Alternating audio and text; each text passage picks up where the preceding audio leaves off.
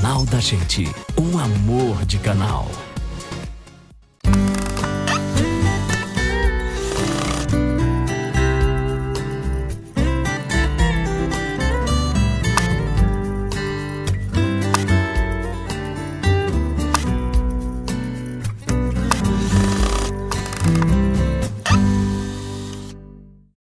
Mais um Fale Mais Sobre Isso para falarmos sobre tudo que tem a ver com o ser humano. E o tema de hoje realmente tem a ver com o ser humano. Eu tenho certeza que você já passou por isso ou conhece alguém que está nessa. A questão do estresse no trabalho. O mundo do trabalho, se ele é estressante, se não é estressante, se tem pessoa mais vulnerável a isso. Como é que é isso? Quem veio nos ajudar a debater esse tema é a Fernanda Junqueira, que é psicóloga clínica e consultora empresarial. Fernanda, obrigado por ter vindo. Eu que agradeço. Trazendo a sua experiência de psicóloga e de consultora, né, sim, no mundo sim. das empresas. Uhum. Vou começar te perguntando uma coisa, Fernanda. Na sua opinião, pessoal, profissional, o mundo do trabalho é estressante? Ah, com certeza. Não tem como não ser. Ainda mais no mundo de hoje, com toda essa correria que a gente vive, né? Toda a pressão em busca de resultado, a competitividade entre as empresas que aumenta grande parte dessa pressão. Então não tem como não ficar estressante. Né? Essas palavrinhas, vejam só. Pressão, competitividade, metas, né? Concorrência entre as empresas, Sim. Reação do público, dos consumidores em relação... Satisfação do cliente. Satisfação do cliente, né? A reação do público em relação à prestação de serviços. Sim. A pessoa que está à frente ali na recepção ou a pessoa que está dirigindo as outras. Então, realmente, tem tudo para ser muito estressante. Tem tudo para ser muito estressante, né? Porque a pressão hoje em dia é cada vez maior, a competitividade entre as empresas aumenta essa pressão em busca de resultado, né? Tem a falta de capacitação, que também é um problema, né? Tem muita gente que abre uma empresa e às vezes não tem todo o conhecimento necessário para poder fazer uma gestão de pessoas, para poder conseguir organizar os processos, o que pode aumentar ainda mais a pressão em cima daquele colaborador. Hoje a gente está numa outra realidade que é a insegurança econômica, financeira. Então todo mundo está naquela ansiedade, aquele medo de às vezes perder o emprego. Tem muita gente que já está nessa realidade, né? Tudo isso aumenta ainda mais essa questão do estresse no trabalho. E o estresse no trabalho, né, Fernanda? A minha experiência como psicóloga, a sua experiência como psicólogo dialoga diretamente com outras questões. O cara está estressado, a moça, né, está estressado no trabalho, isso repercute aonde? Explode aonde? Lá em casa, na família, na vida pessoal, no relacionamento, não é? Isso. E aí vem parar nos consultórios, porque pode acontecer até de começar a questionar o casamento e não tinha nada a ver com o casamento. Exatamente. A gente fala que é a gota d'água, né? Então, assim, o copo já está cheio. Acontece um evento que é a gota d'água e muita gente fala, tem que aprender a separar casa, trabalho, casa. Mas não é possível, o ser humano é um só. Né? Você chega em casa do trabalho, depois de um dia estressante, depois de um conflito, depois de um problema que você não conseguiu resolver, é claro que você não vai estar em toda aquela disposição, né, de quando você tem um dia bom de trabalho. Se você está passando por um período de crise, um período de turbulência, aquela ansiedade, aquela preocupação, perde o sono à noite, né? Então, são todos problemas que vão para a vida pessoal, sim, do sujeito. Além do que, né, tem toda essa situação também que você está colocando, de como que isso vai interferir nas relações, né? Isso vai interferir no dia a dia, porque a família também começa a perceber o mau humor, a preocupação, o estresse, a insegurança. Então, e acaba que não tem, é muito difícil quem consegue separar as duas coisas. Quem fala, eu vou embora para casa, eu fecho a porta e abro outra. Né? Isso é uma realidade realmente muito difícil. Na nossa sociedade, que é organizada, toda a sociedade é organizada no trabalho, para começo de conversa, entendendo o trabalho como atividade por meio da qual os homens produzem a sua sobrevivência. O índio trabalha, porque ele planta, ele colhe, né? Ele levanta a oca, ele pega frutos, ele pesca. Isso é o trabalho de produção da sua sobrevivência. Mas na nossa sociedade, o trabalho tem esses elementos de competição, de pressão, né, de metas, etc. E tem uma outra questão que nós psicólogos, dentro dos cursos de psicologia, nas graduações, passando pelas discussões da sociologia, da antropologia que contribuem para a formação do psicólogo, a sociedade capitalista é organizada num esquema, num tipo de trabalho que mutila o homem. Por que mutila o homem? Porque ele vai para o ambiente de trabalho e ali muitas vezes ele faz algo com o qual ele não se identifica. Sim. Não tem isso, Fernando? A pessoa se dedica a uma coisa com a qual ela não se identifica. Ou faz algo que não tem nada a ver com o desejo, sonhou na infância, sonhou na adolescência, mas está ali em função do salário, em função da remuneração. Sim. Não é um motivo também para trazer estresse? Isso é outro ponto, né, Leonardo, que você está trazendo. Porque a gente tem que observar até que ponto esse estresse, ele realmente vem do ambiente externo ou se vem do ambiente interno da pessoa. Por quê? Às vezes, é como você falou, às vezes o estresse nada mais é do que uma angústia que a gente não consegue dar nome. Uma angústia por falta de realização pessoal, uma angústia por estar trabalhando com uma coisa que não te dá satisfação. Ou não tem identidade ou não nenhuma. tem identificação com aquele trabalho, né? Uma angústia por um excesso de pressão, tem pessoas que são muito perfeccionistas, que se cobram demais. Uma angústia, às vezes, por uma dificuldade em confiar no outro. Aí a pessoa assume uma série de responsabilidades sozinha, ela não divide, ela fica sobrecarregada. Então, a gente precisa entender, né, da onde que vem a fonte desse estresse. Se é uma coisa realmente externa, é o clima da empresa, é a pressão, né, é a relação entre os colaboradores, ou se às vezes é uma angústia interna. Né? Então você está separando, eu acho legal fazer isso de forma bastante didática para todo mundo entender. Externo ou interno. Ou a empresa realmente é estressante, aí em função da economia, em função das concorrências, em função das relações, em função de uma série de coisas, mas é do mundo empresarial. Sim. Que repercute no sujeito. Exatamente. Ou o sujeito, né, tem uma predisposição, tem uma angústia, tem uma personalidade, por exemplo, o perfeccionismo, tem fragilidades, carências mal resolvidas. E aí o ambiente legal, de qualquer forma, ele vai ficar estressado. Ele vai ficar estressado. Ele que o sujeito tem os conflitos, né, que ele não conseguiu resolver e isso vai se manifestar no trabalho, nas relações em todos os lugares. Só que o trabalho, né, Leonardo, acaba sendo o lugar que a gente passa mais horas no dia. Muitas vezes a gente passa mais tempo trabalhando do que com a família, mais tempo trabalhando do que fazendo algum lazer, alguma outra atividade de prazer. Então, com certeza, os conflitos individuais que nós temos vão se manifestar no trabalho. Né? Porque não tem o sujeito que trabalha, o sujeito em casa, o sujeito que estuda, é tudo um sujeito só, é tudo um indivíduo. Então as questões internas, as questões de cada um vão se manifestar nesses ambientes. Então, como consultor empresarial, mas que também é psicólogo, com certeza você tem essa visão de que se a gente vive numa sociedade em que grande parte da vida da pessoa ocorre no trabalho. Muitas vezes ela, como você disse, fica mais tempo no trabalho, mais preocupado com as questões do trabalho do que consigo mesmo ou com a família. Se as empresas tiverem essa preocupação com o sujeito, estão contribuindo para uma sociedade e uma humanidade melhor, não é? Sim, e não só para a humanidade, mas também para a própria empresa, porque a empresa é feita de pessoas. Exatamente. Né? Então, assim, para um negócio andar, para ter um bom resultado, tudo depende de uma empresa que fez o resultado daquela união daqueles colaboradores. Então, se aquele colaborador está num ambiente mais que aproveita melhor o potencial dele, está num ambiente que o clima de trabalho é gostoso, está num ambiente em que o estresse é menor, né, e ele se sente satisfeito e realizado naquele ambiente, com certeza os resultados vão ser melhores para a própria empresa. Então, preocupação de instituições, que hoje a gente fala, né, organizações, né? A preocupação da organização com o psiquismo do seu colaborador, do seu funcionário, do seu empregado, que seja, não é custo, é investimento. É investimento com benefício. Investimento com benefício. Fernanda, nós estávamos falando sobre esse ambiente de trabalho, né? Que realmente, no mundo capitalista, capitalismo tem a ver com metas, tem a ver com pressão, com cobrança, com satisfação de cliente.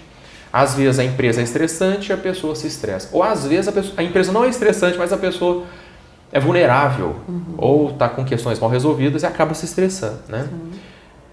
Ajuda o telespectador a entender se ele está ou não está sofrendo, passando por essa situação de estresse no trabalho. O que ele poderia enxergar como sinal, sintoma de que a situação o pegou? Sim. Então, estresse, né, a gente costuma chamar de uma angústia que a gente não consegue dar nome. Né? Então, tá sentindo uma angústia, tá sentindo um aperto, né? Na hora de trabalhar, dá aquele, não quero trabalhar hoje, já acorda mal-humorado, já passa o dia mal-humorado, preocupação excessiva, perde o sono à noite, né? Ou então sonolência demais, também é um outro ponto, fadiga, aquela falta de energia para poder, aquela falta de disposição, né? A questão do mau humor, da irritabilidade, raiva, crises de choro.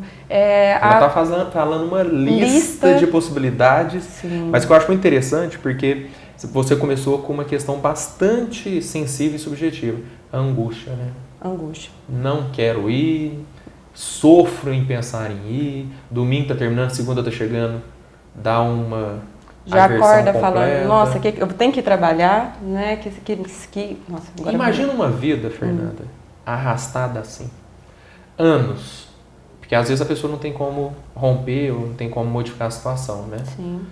E obviamente essa questão pode produzir, porque de repente a pessoa fala assim, isso é frescura, isso é moleza, tem gente que fala isso, né? Falta de opção, mas às vezes é porque ela não consegue mesmo, precisa do emprego. Isso pode ser muito doloroso e pode vir a desencadear depressões profundas, Sim. etc. Né? Isso que é o principal ponto que a gente tem que trazer, né, Leonardo? Estressar é uma coisa natural. Né? Estresse é uma reação à adaptação. Você tem que se adaptar a uma situação, o estresse é natural. Né? Você querer adaptar seu organismo, você movimentar esforços para se adaptar a uma situação nova. Sim. O difícil é quando se torna crônico. Você está todo dia estressado, você se sente todo dia irritado, preocupado. Né? Então, isso vai se tornando realmente um problema crônico. Né? Então, e aí esse é o ponto interessante, a gente trazer o sofrimento psíquico. Porque é um sofrimento muito grande. E vira uma bola de neve, porque se a pessoa não consegue reagir, ela não cria alternativa, né, Fernanda? Sim. Aí ela não cria alternativa, se torna cada vez mais refém daquela condição a qual não se adaptou bem, por isso que está sofrendo um estresse violento, né? Sim. E aí não consegue alternativa e vai acumulando, até ter uma doença, até ter um comportamento extremamente inadequado, fazer algo, porque tem gente que surta.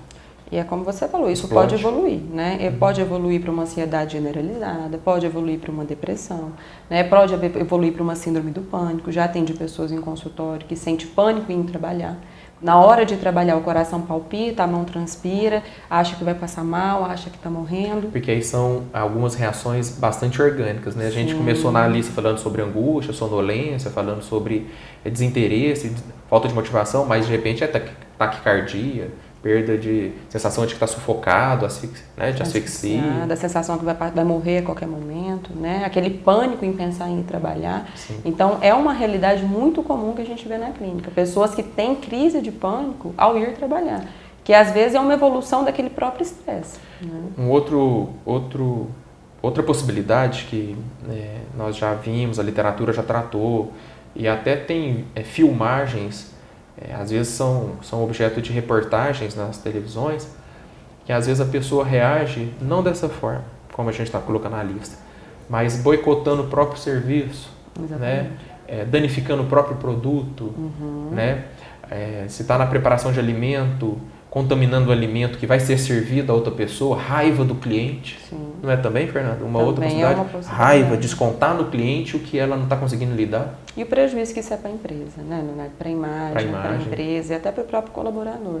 Então, é um risco muito grande, né? Tanto da questão quando a pessoa faz propositalmente, quanto também os erros que não são propositais. A pessoa está estressada, está cansada, está insatisfeita. Uma vírgula, às vezes, que ela colocar errada ao digitar um trabalho, dá um prejuízo imenso para a empresa. Né? Os erros que pode ter numa produção, às vezes pode ter um acidente de trabalho, tudo é prejuízo, tanto para a empresa quanto para o colaborador. E aí, Fernanda, imagina que nós tenhamos nos assistindo um gestor, um diretor, um empresário, né? Um coordenador de setores, etc. E que talvez não tivesse essa noção, ou que sabe que alguma coisa está errada na empresa dele, né? Mas aí, o que você sugere para ele? Contratar um psicólogo? Levar um psicólogo organizacional para dentro da empresa? Porque ele fala assim, mas eu vou fazer terapia. Não é clínica, não é clínica dentro da empresa, né? Não. Elucida isso para o telespectador. Então, para esse âmbito da empresa, né, da gestão, o que a gente precisa fazer é um diagnóstico. Assim como na clínica, acontece na empresa. Realizar um diagnóstico organizacional para tentar entender o que está acontecendo no clima daquela empresa, nas relações, nos processos, que está, às vezes, gerando resultados insatisfatórios. Produtividade insuficiente, uma rotatividade, o colaborador insatisfeito, um clima de trabalho ruim, uma pressão excessiva, né? Você já entra na empresa, você já sente aquele clima, né? Então, isso é muito complicado. Então, primeiro, é fazer um diagnóstico, entender o que está acontecendo, aonde estão as causas desse problema. A partir disso, a gente vai fazer um plano de ação, pensar em estratégias para poder resolver esses pontos, né, de atenção. Então, por exemplo, a gente chegou à conclusão de que o clima de trabalho está ruim. Então vamos fazer programas para melhorar o clima de trabalho. Não, o que está ruim é o reconhecimento. O funcionário não está se sentindo reconhecido. Então a gente cria avaliações de desempenho, cria políticas de premiação, né? Cria formas de reconhecer esse funcionário. Não é a gestão. Os gestores não estão capacitados para poder gerir a equipe e isso está gerando um ambiente de trabalho muito estressante. Então aí nesse caso a gente fazer uma capacitação gerencial. Então são alternativas objetivas, não é tão subjetivo. E também a gente pode trabalhar com a análise institucional, que é a questão de realmente conseguir parar para pensar. Conseguir parar para pensar em alternativas, conseguir parar para pensar aonde estão as causas, em questões talvez mais subjetivas. São duas formas que a gente pode trabalhar dentro da empresa. Considerando que toda empresa, e aliás a palavra empresa significa isso, né? Pessoas que estão se agrupando e estão se relacionando para empreender um projeto, para desenvolver um projeto e alcançar um objetivo, né, em comum. E são pessoas, são seres humanos. Então, quando nós falamos em processos, estamos falando de pessoas desenvolvendo processos com outras pessoas e todas as suas subjetividades, seus psiquismos, seus traumas, suas carências, seus medos, anseios, frustrações, expectativas. Estão ali no meio. Né? E ainda tem relações de poder, tem hierarquia, relações verticais, relações horizontais, expectativa do público consumidor, questões de economia, muita coisa para afetar o ser humano. E se não atentar a isso, realmente a empresa pode começar a ter problemas. Por exemplo, são N, né? N possibilidades. Mais um exemplo, e que o psicólogo pode ajudar nesse sentido. Às vezes uma pessoa é contratada para realizar tarefa X, não é informada adequadamente que vai realizar a tarefa X, é colocada para fazer a tarefa Y, na expectativa de que fosse acompanhada pelo sujeito A, mas vem o sujeito B que não sabe que nem sobre X, nem sobre... E aí vai. Aí começam os problemas, não é? Exatamente. E o psicólogo pode ajudar a perceber tudo isso. Então, eu costumo falar que o psicólogo, o trabalho dele é ajudar a pensar, né? Então, ele vai conseguindo analisar essas relações, analisar aonde ficaram as falhas, né? O que está acontecendo que tem esse problema. Então, o psicólogo institucional, o psicólogo da empresa, ele não tem essa função tão clínica, ele é uma função realmente, é o olhar clínico dentro da empresa, é o olhar de análise, é o olhar de realmente conseguir pensar o que está acontecendo ali dentro, que está acontecendo isso. Então, você trouxe uma situação interessante, a falta de acompanhamento, ele vai conseguir perceber a falta de reconhecimento, ele vai conseguir perceber, talvez, a falta de acompanhamento, de integração daquela pessoa. Às vezes a pessoa entra na empresa e fica perdida, não é apresentada para ninguém, não se passa a função dela, não se passa o que a empresa espera dela enquanto comportamento, enquanto conduta. Aí ela tem uma conduta inadequada, vai ter uma repreensão, mas eu não sabia, ninguém me passou que não podia. Né? Então ele vai conseguir alinhar as expectativas do colaborador às expectativas da empresa. E às vezes a partir do próprio recrutamento, né? Sim. Que às vezes tem um recrutamento inadequado. Isso. Precisa de uma pessoa com perfil X para realizar uma tarefa X, contrata uma pessoa com perfil Z para o X. Então até aí o psicólogo pode falar, essa pessoa é adequada? Exatamente. Né? Tem as características, tem a personalidade, né? Tem o perfil de acordo com esse cargo, né? Alinhar realmente os objetivos e os perfis, até a questão de cultura também.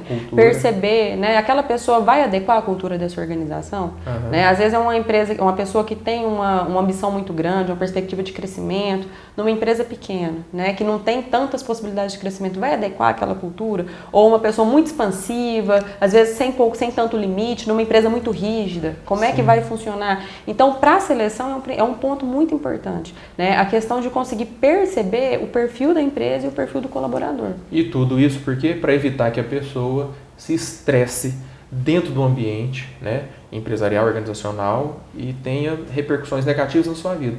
Ou evitar que a empresa seja estressante para todo tipo de gente, todo tipo de funcionário que entra, porque às vezes é isso que acontece. E aí, Fernanda, eu quero que você fale um pouquinho sobre a responsabilidade dos proprietários, dos gestores, né, dos chefes dessa empresa, porque às vezes o problema não é na entrada, mas é na ponta da pirâmide, lá de cima, o perfil de gente sendo proprietário e disseminando um ambiente muito ruim dentro da empresa. Acontece também. Agora, Fernanda, nós já fizemos essa discussão, né? E quando o problema começa lá no dono, né? O dono tem um comportamento, o proprietário tem uma cultura, uma maneira de ser, um ritmo, um biorritmo, uma forma de encarar a vida que é meio que incompatível com a lida, né, do ambiente de trabalho. Então, isso acontece muito também, né? Eu acho que o que os proprietários, diretores, perfis de liderança têm que entender, né, é o quanto que é importante o perfil dele na cultura da empresa. Normalmente a cultura empresarial vai ser um reflexo do perfil do proprietário, né? Normalmente vai ser um reflexo das crenças dele, dos valores dele, do psiquismo dele. Nada, porque isso a gente capta, né? O funcionário capta essa forma de funcionar. E aí isso acaba influenciando no clima da empresa, no ambiente, no estresse.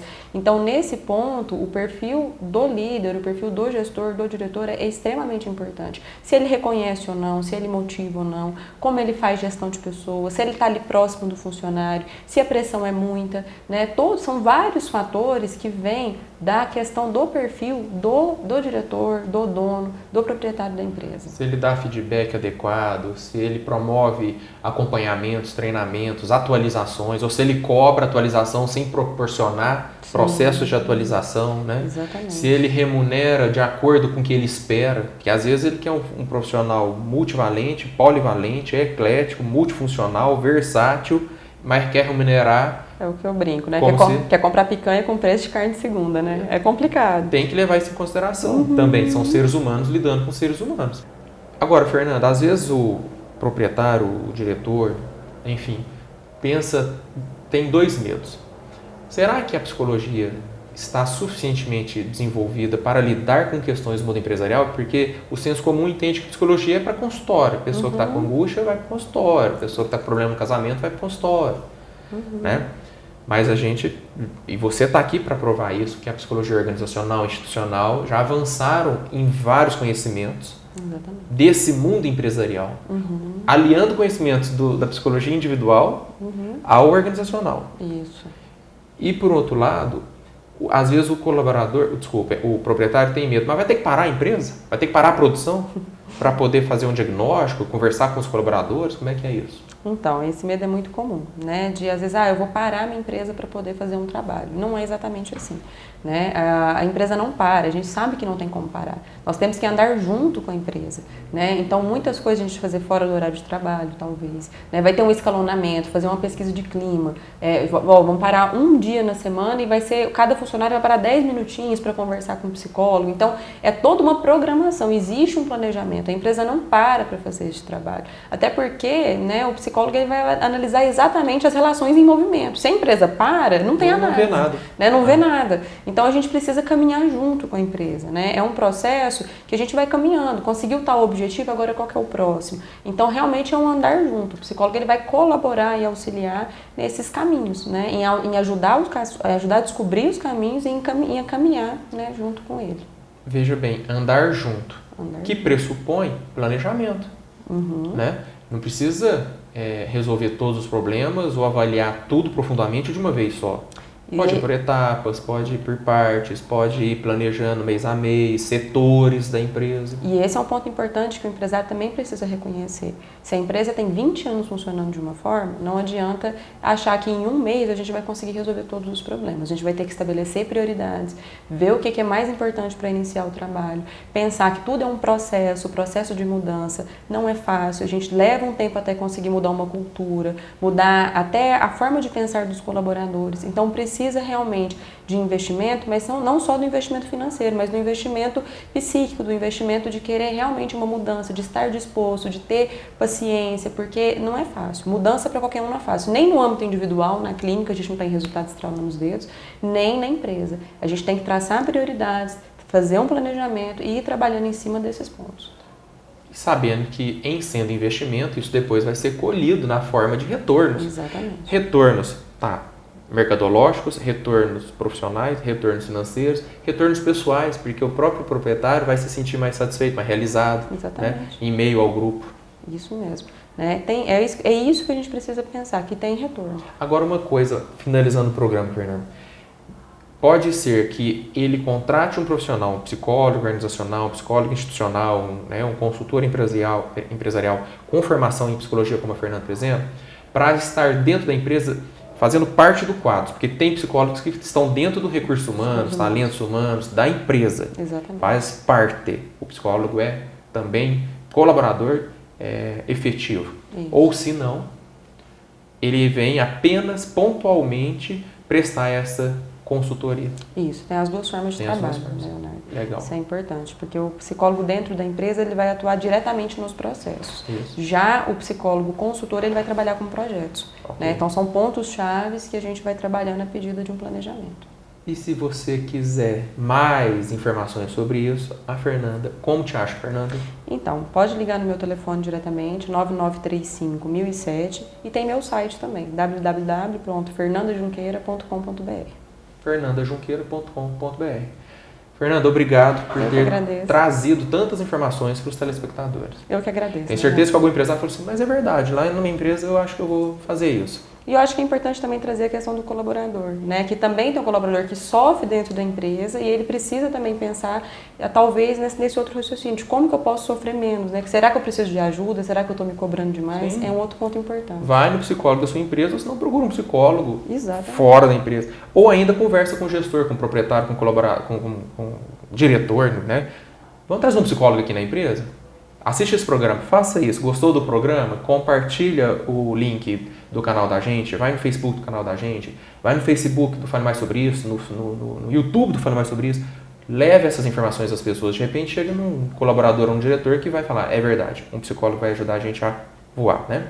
Agradeço a sua audiência também. Venha conhecer o Center Dr. Manuel Crozara, onde a gente grava o programa e você encontra médico psiquiatra, médico geriatra, dermatologista, endocrinologista, psicólogos. Aqui você vai ser muito bem tratado, tem solução para qualquer problema da ordem psíquica, da ordem orgânica, da ordem da saúde mental. Até semana que vem com mais um Fale Mais Sobre Isso.